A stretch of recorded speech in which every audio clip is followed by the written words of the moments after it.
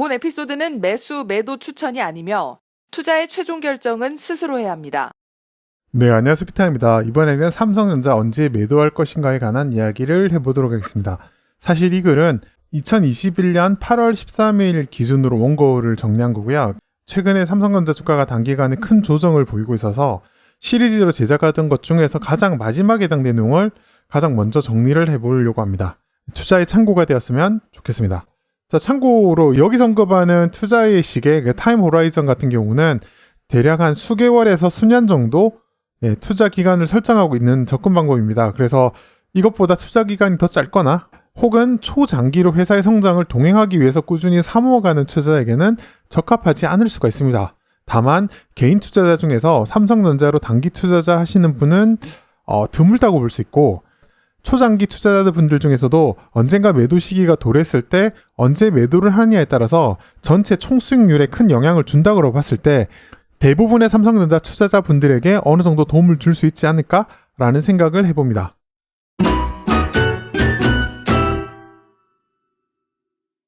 결론을 먼저 이야기를 해보자면 앞부분에서 정리한 매수 시점과 투자 전략을 충분하게 이해하고 숙지했다면 언제 매도할 것인지에 대해서는 매수 시기와 반대로 생각하면 자연스럽게 판단이 가능해집니다. 이 부분이 먼저 나오기 때문에 구체적인 설명을 위해서 크게 두 가지 방법으로 나누어서 매도 전략을 제시해 드리려고 합니다. 그리고 끝에 현 시점에 해야 하는 고민에 대한 이야기도 간단하게 말씀드리도록 하겠습니다. 네, 첫 번째로 PBR 밴드 투자를 하는 관점에서 접근한다면 밴드 상단을 강하게 돌파하거나 아니면 터치하는 경우에 분할 매도를 시작할 수 있습니다. 기존의 역발상 투자의 관점에서 시장 참여자들의 기대감이 한껏 부풀어 있을 때 주로 해당이 됩니다. D램 가격이 바닥을 박차고 오르며 메모리 반도체 업황은 턴을 한 것 같고, 비메모리 반도체의 시장 지위는 더 강화되고 핸드폰 사업부 등도 꾸준히 잘해주는 모습을 보이면서 새로운 제품이 시장에서 성공할 것이라는 기대가 이제 시장의 컨센서스를 이루거나 이럴 때 삼성전자의 주가는 PBR 밴드 상단에 도착할 가능성이 높습니다. 이때 기계적으로 분할 매도에 나설 경우 시간 대비 효율성이 높아질 수 있습니다. 대신 추가적으로 업황이 꾸준히 개선되거나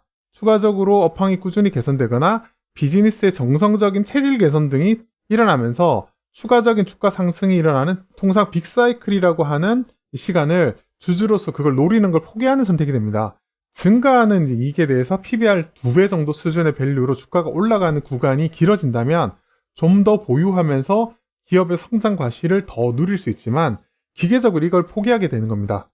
그럼에도 불구하고 PBR 밴드 상단에 매도하는 방법은 과거의 주가 추이를 보면 이런 전략은 꽤 좋은 선택이 되곤 했습니다. 삼성전자 PBROE 플로팅 그래프를 보면 2016년 하반기부터 메모리 업황이 턴하면서 2017년 ROE가 올라가면서 주가도 크게 상승하는 모습을 보여줍니다. 그리고 2018년 하반기에 들면서 피크아웃 전망이 나오면서 주가가 급락해서 ROE가 상대적으로 높은 상황인데도 PBR이 떨어지는 이제 그런 주가 흐름을 보였습니다.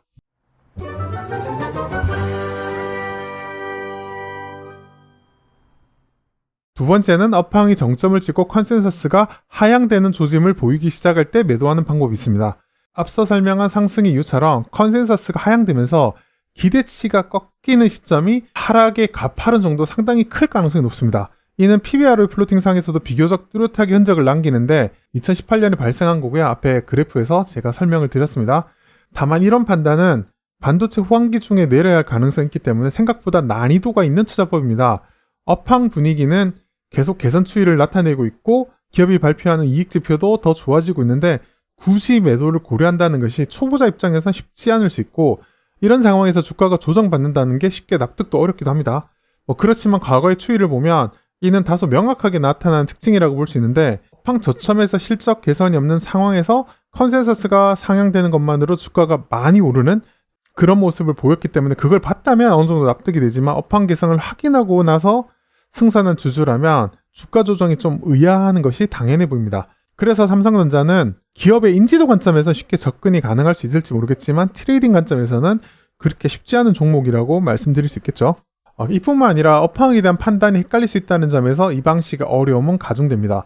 이 글을 작성하는 2021년 8월 14일 장 종료의 관점에서 보면 최근 들어 증권사 보고서에 메모리 업황에 대한 컨센서스 하향이 나타나고 있고 주가도 가파르게 조정을 받는 모습을 보이고 있는데요. 현 상황에서 판단 내리기가 꽤 쉽지 않다는 그런 어려움이 있습니다. 올해와 달리 현재 진행하고 있는 우호적인 업황이 꺾이지 않고 지속된다면 추가로 조정된 주가에 매수할 수 있는, 싸게 살 수 있는 기회가 될 수도 있습니다. 반대로 컨센서스대로 업황이 꺾어버린다면 과거의 추이를 미뤄볼 때 주가는 가파르게 더 하락할 수도 있다는 그런 리스크에 노출됩니다. 이를 개인 투자자가 스스로 판단해서 결정하는 것은 지금 당장 여러분도 느끼겠지만 상당히 어렵습니다.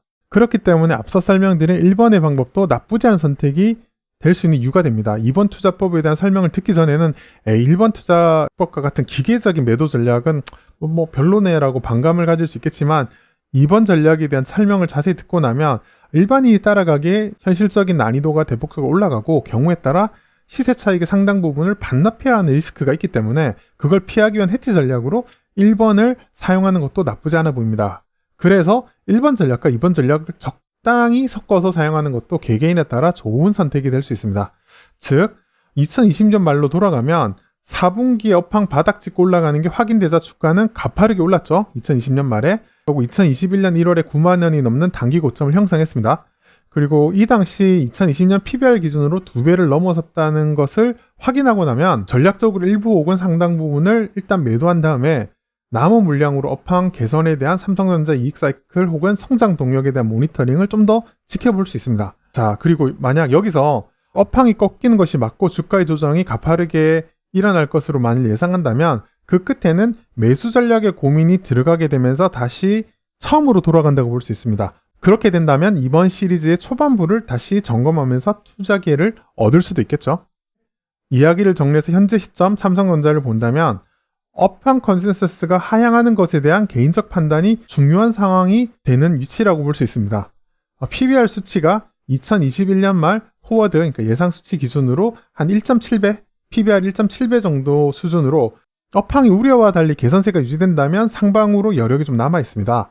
반대로 컨센서스 하락이 현실화된다면 하방으로 조정받을 공간도 상당히 있는 편입니다. 이는 현재 주식을 보유하고 있느냐 아니면 새로 진입 시점을 노리는 투자자냐에 따라서 갈라질 수 있고요. 그리고 투자 성향에 따라서 공격적이냐 보수적이냐에 따라서 다른 판단을 내릴 수 있지 않을까 생각해 봅니다. 어떤 선택이 나은지에 대해서는 제가 이렇게 정해주기가 어려우므로 이 컨텐츠를 들으시는 분들이 현 상황과 추가적인 개인적인 이해도를 바탕으로 좋은 결정을 하는데 도움이 되었으면 좋겠습니다. 네, 이상 피터왕이었습니다.